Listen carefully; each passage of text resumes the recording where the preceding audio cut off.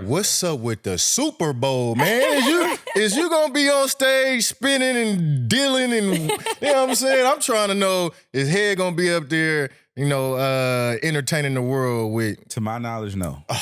I'm gonna be watching like everybody else. Okay. I have plans to be in New Orleans. Okay. I plan to be watching it in awe, just like the rest of the world. Just like the rest of the world. Yeah. Unless you're out of the country. And can't get the stream. What will the Super Bowl bring to him that others have seen, like the Beyoncés, the Princes, who have created this legacy in their life? What more can Kendrick get from a stage like that? And personally, how could you say he is as a human being? Everything is intentional. He doesn't do anything without intent. I think he's going to be extremely intentional with this. The messaging, the wardrobe, the everything, the shoes. Top to bottom. I think we might see some imaging that's going to be shocking to people because on that type of stage, right? Because the biggest time we've ever seen somebody make a political statement like that was probably Colin Kaepernick. His Super Bowl appearance will be culturally potent. Mm-hmm. That's what I think. Hidden Culturally in plain potent. sight. Correct. If you get it, you get it. As far as him as a person, I always say I wish people knew how funny he was. Because people look at him like Tupac, like he Black Panther and Stoic. And I'm stoic as hell, but like he's extremely funny. Like dad joke funny No. or like Like he'll get on your ass funny. oh, he getting on you. Yeah, jokes. Wait, what's the worst he said to you when you walked into a room? Has he got on you? Oh, we was on tour. They used to rap about me every day. Like they used to freestyle. I'll show you the video. About your look or your outfit? They used to call it the big head dance. Why? What were you doing? They were just freestyling on the bus. I'll show you the videos. I got the video. Oh, we gotta put two. I know you remember one of the lines because it had to sting. I don't remember I just remember the hook. What was the hook? The hook was, I do my big head dance, big head dance, big head dance. You just walk on a bus. It was a 4-bar hook. 4-bar hook is crazy. It was a 4-bar hook. Repetitive. I do my big head. They would like take turns rapping, talking shit about me. And then freestyle. Yeah, freestyle. Hey, that's how you know you family though. For sure. Yeah, go ahead.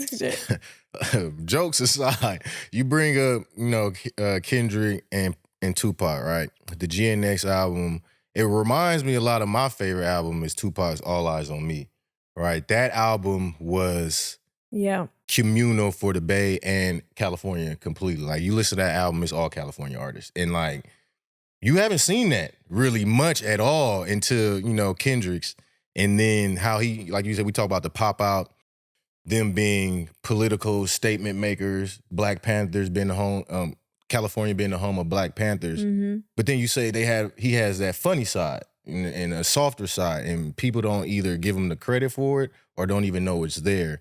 The duality. Basically, is the GNX album for California gonna do what that All Eyez album did? I think it's already done it. Okay. I mean, you got to look at newcomers like Peso and Lefty Gunplay. Mm-hmm. They on the Billboard Hot 100. Lefty Gunplay is on, you know what I'm saying? Like these people, top 5, top 10 record in the country. Right. Hello. Yeah. You know what I'm saying? Shaboozey is still a thing. Yeah. Shaboozey you know is still, yeah. You know what I'm saying? Like Just these with things Beyonce, still exist. You know what I'm saying? Mariah Carey fought hard for that All I Want for Christmas to get back up there. You know what I'm saying? She killed that. I think it's already done that, and it's, again, everything's intentional. Like there are nothing but our artists on that project, and as you can see, what it's done for them. Like a lot of these artists you never heard of. Yeah, we know who they are. They the homies, but y'all never heard of these people. Right. So the world has never heard of these people. That's a testament to the intentionality of how he moved. I really want to understand how your involvement with artists and the trust that they have in you to bring specifically TDE, Ab-Soul, everyone, they come to you before they put it out into the universe. Mm-hmm. Why is that trust there? How did you build that?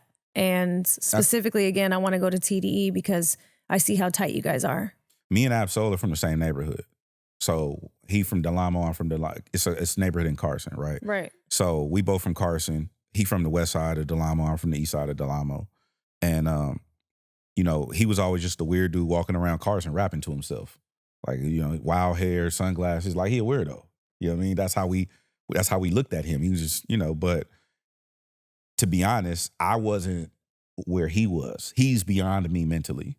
And so I think that we had that connection, and then the rest of the homies, like, again, being with Glasses, Malone, and Pooh, like them taking me around other artists and stuff. J-Rock at the time was the front person, and he had a deal. He was the only person out here with a deal. He was signed to Warner Brothers, and that was like the golden goose out here. Mm-hmm. And K-Dot was his hype man, and then they ended up bringing on Q, and we just used to be over there. We would all just be, so Top had a house close to my neighborhood, and we would just go over there and be at Top's house. And in the back house, and he had this little back room set up like a studio, and they was just in there rapping on that busted ass mic.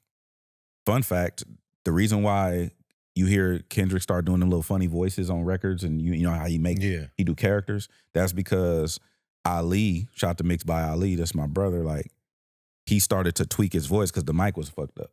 So the mic was fucked up, so he started playing with his voice so that you couldn't tell the mic was fucked up. That's where all those little... That's where that started. Yeah. So his like, little background type. Little tweaks. Ali started doing that so he could mix around the broken mic. That's dope. We just was going over there, and like we just started like building, and I don't know. I think the trust came because I've just been the homie so long, and I've been around. They know my intentions, and we've always elevated. Like, we both elevate. Like, we started doing internet radio, homegrown radio out of Chuck Dizzle's apartment, and they pulled up. And at that time, the radio station out here wasn't playing hip hop. Right. And so we became a haven for hip hop. We had Jack come down, you know, shout out to, rest in peace to the Jack. The Jack. We had like hella people all over California, showing love, and SoCal, NorCal, like everybody pulling up to Chuck's house in Inglewood, this random apartment, and we was going live on the internet. What would be the equivalent to like Twitch now, and we just go live on the internet and just do radio, and what we thought was radio, and actually, K-Dot changed his name to Kendrick on our show. Switched it, or you suggested to Kendrick Lamar? I don't know. Like, people wasn't fucking with us. They weren't. That's just the truth. People was not fucking with TDE. They weren't paying attention. They didn't care. They was like, oh, they weird, all that stuff. Like, you know. I've had conversations with the homies about that, where certain entities and individuals who, you know, man, that should, you know, because at the time, you got to think, the whole world is going oonts, oonts, oonts, and they doing, you know, intricate raps and little melodies, and you know, they just doing something different. Timing was different. It's the blog era, but I think the changing of his name was an intentional thing to kind of launch what he knew would be a legendary run. And I mean, it looked like he was like, okay, I want to be more than a rapper, right? I'm an artist. I'm not speaking for him, but from my vantage point, there was an intention to change his name because he was like, I want to be me. And this is who I am. I'm not a K-Dot. I'm not you know, whatever gimmick. I want to be me. Yeah. It's a government name. Kendrick Lamar. Yeah.